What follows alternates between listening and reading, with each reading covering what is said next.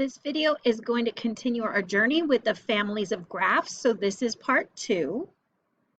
And so at the end of the previous video, we talked about all the parent graphs, and we talked about how we can get the heights based upon which graph that we're talking about. And so now what we want to talk about is what happens when I multiply by something or add something or do something like that. How does that affect my graph? So recalling from geometry, the word reflection means to flip something or flip a graph across a line. Translation slides something to the left, right, up, or down, but it doesn't change its orientation. So it's kind of like moving an icon on your desktop screen. A dilation changes the scale of the graph, and so I wanted to remind you of that in geometry, but we don't use that one as often in this case because dilation means that your horizontal and vertical change at exactly the same rate, kind of like the pupils in your eyes. But in our case, we might have a vertical stretch, but not necessarily a horizontal. So we're not really going to use the word dilation in this class. And so what we want to do is talk about how do we describe each graph based upon the parent graph. So the first graph, like looking at question A, the first graph is the parent graph. And what would happen if we take the opposite? So notice this is saying my y values are going to be non-negative. And this is saying my y values are going to be negative or non-negative because that allows us to include 0. So it's taking positive y values and flipping them down to negative y values, which is going to reflect with respect to the x-axis. Like we did on the graph, when I subtracted 1, that moved the parabola down 1. So if I add 2 to a line, this being my parent graph, the identity function, adding 2 to that parent graph moves it up 2 units. So that's translating it up 2 units. So that makes sense because instead of having my y-intercept be at 0, my y-intercept is now at positive 2. So putting those together, see if you can figure out C, and then see if you can take a good look at D and see what would happen. So looking at C, I've got that negative in front of the absolute value. So the absolute value is my parent graph. The negative says reflected across the x-axis, and then the +2 says, and then translated up 2 units. So you always take care of the reflection before you take care of the translation.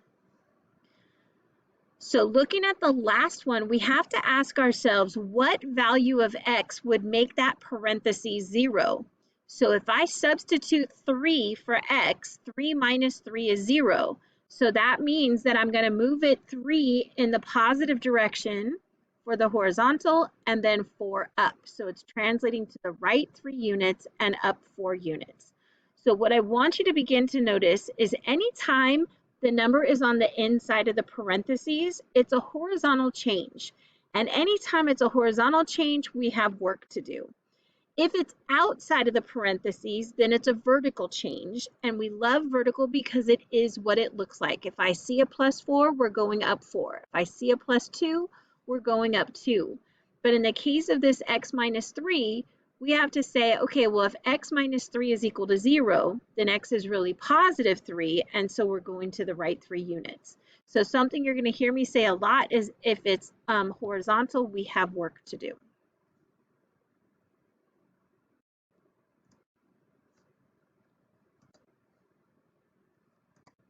Okay, so again, anytime you see parentheses, you want to think what value of x makes this parentheses equal to 0. Like I said, x minus 3 equal to 0, and that's going to give you the direction of that horizontal translation. So whether it's going to be to the right when it's positive or to the left when it's negative. Now these you can find in your book, but I just wanted to show you. So notice if the negative is on the outside, we're going to make a vertical flip, so it goes from the pink to the green. Now if the negative is on the inside, we're going to reflect it over the y-axis, and what you don't see because they picked one that's symmetric with respect to the y-axis is the parabola is reflecting across the y-axis like this. So you'll notice the tip of my thumb is having a horizontal movement. So when the negative is inside the function, it's going to be a horizontal movement. When it's outside, it's a vertical movement. When it's outside of the function, that's going to be translating up or down. And when it's inside the function, that's going to be traveling left or right. Again, here, if I multiply by a number outside of the function, then if c is bigger than 1, because multiplying by 1 doesn't change something. If we multiply by something bigger than 1, then that's expanding the graph vertically because we're stretching it. We're going up faster. And if I'm multiplying by a number that's less than 1, but we're not talking about negatives because that's a reflection. So like 1/2 is smaller than 1, I'm going up half as fast, so that's going to be a vertical compression. When we have the C on the inside, it's a horizontal change and we have work to do. So what we're going to learn later is that this C on the inside, 1 over C is going to be our scale factor. So the bigger C is, the smaller 1 over C becomes, and so that's why this compresses the graph horizontally, kind of like that Star Wars video. And then over here, if the C starts out small, then when I take the reciprocal of it, it gets big, so we're going to expand it horizontally.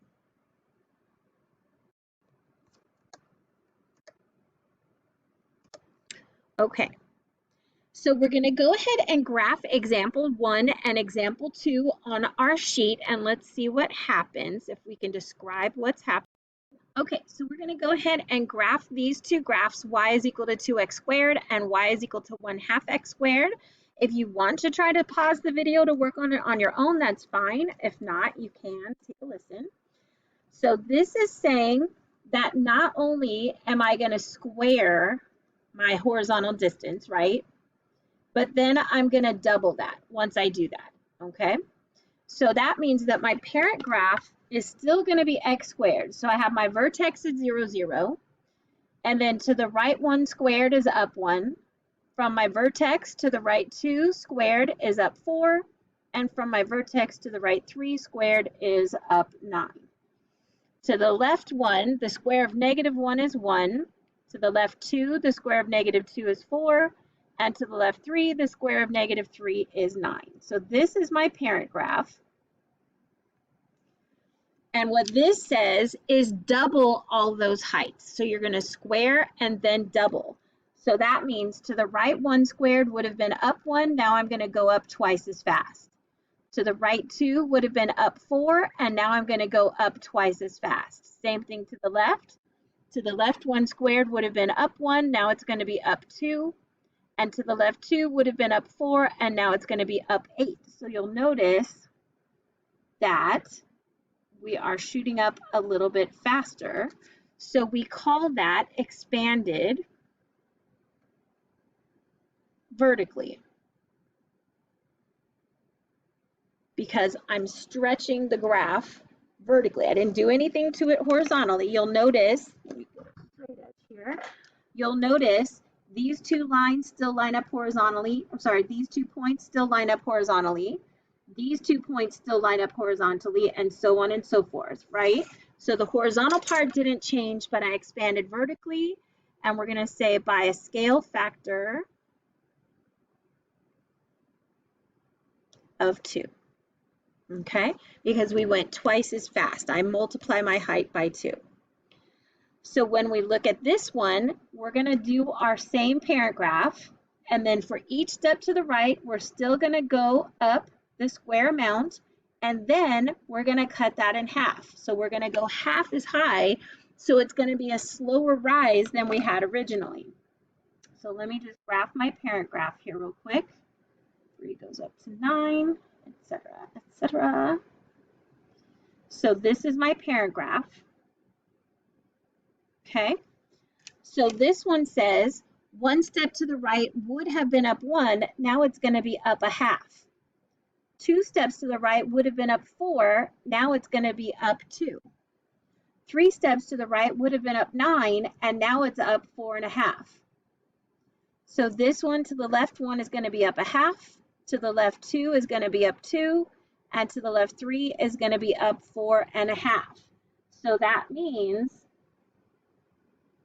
we're going up a little slower than we did the first time. We go up half as far. So again, this number at 9 is lined up with my number at 4.5.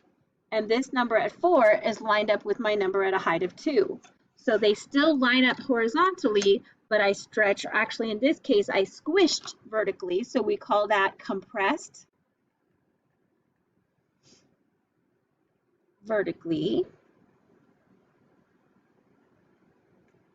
by a scale factor. So I'm going to shorten that to just SF of 1/2. So this one says I go up twice as fast. This one says I go up half as fast. So twice as fast is expanding, half as fast is compressing. So you can see on this slide, it agrees with what we said. That example 1, we expanded vertically with a scale factor of 2, and in example number 2, we compressed vertically with a scale factor of 1/2. So notice the 2 and the 1/2 are outside of the square. So they are vertical changes, and they are what they look like. The scale factor is 1/2. I see a 1/2, right? So then we're going to go ahead and we're going to graph examples 3 through 5. So if we take a look at example number 3, this is the square root function. So for each step that I take to the right, I'm going to square root that to figure out my height. So my vertex is going to start at 0, 0 because my the x value that makes the radical 0 is still 0. Then when I go to the right one step, the square root of 1 is 1, so I go up a step. When I go to the right 2 steps, I don't know the square root of 2. When I go to the right 3 steps, I don't know the square root of 3. When I go to the right 4 steps, I do know the square root of 4. That's 2, so I go up 2. So the next perfect square is going to be 9, and the square root of 9 is 3. So this is going to be the parent graph for all of my other graphs. Okay? So when I add that in here, so I'm going to go ahead and just take a moment to save a little time, and I'm going to add the parent graph into each of those graphs. All right, so you can see that I added in the parent graphs, and now we're going to do what this says. So this is outside of the function, meaning it's outside of the radical, so that means that it's a vertical change. So if you watch my thumb, if I try to go across the y-axis, that's actually a horizontal change from my thumb. But if I go across the x-axis, that's a vertical change from my thumb. So this is going to be reflected with respect to, so WRT means with respect to the x-axis, because we need it to be a vertical change when it's all said and done, okay? So this is saying all my y values are going to be negative other than 0. So I'm going to start at 0, 0. And then here, the square root of 1 is 1, but I'm going to go in the opposite direction. And here, the square root of 4 is 2, but I'm going to go in the opposite direction because I have that vertical change. Square root of 9 would have been 3, but I'm going to go in the opposite direction. So now it's going to be all negative y values instead of positive y values because that's what that says right there. So when we look at this one, the negative is inside the radical, and so it's going to be a horizontal change, which means it needs to cross the y-axis. So this is going to be reflected with respect to the y-axis. So that means instead of going to the right one to go up 1, I'm going to go to the left one to go up 1. And instead of to the right 4 to go up 2, I'm going to go to the left 4 to go up 2.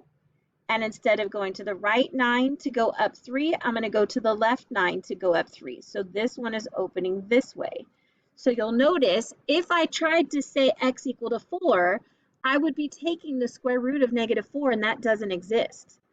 But if I go to the left 4, do you see we would take the opposite of negative 4, which is positive 4, and that square root is 2. So that's why we ended up in that direction.